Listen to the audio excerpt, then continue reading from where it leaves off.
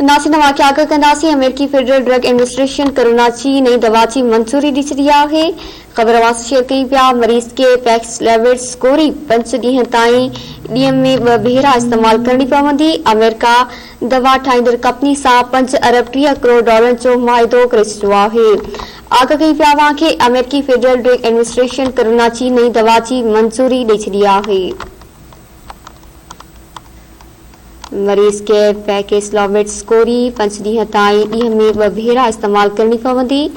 America दवा ठाहींदड़ company सां 5 अरब 30 crore dollar जो मुआहिदो करे छॾियो आहे।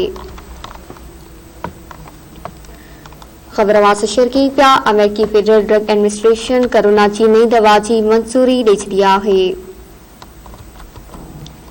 मरीज़ के पैक्सलैविड स्कोरी 5 ॾींहं ताईं ॾींहं में 2 भेरा इस्तेमाल करणी पवंदी। अमेरिका दवा ठाहींदड़ कंपनी सां 5 अरब 30 करोड़ डॉलर जो मुआहिदो करे छॾियो आहे।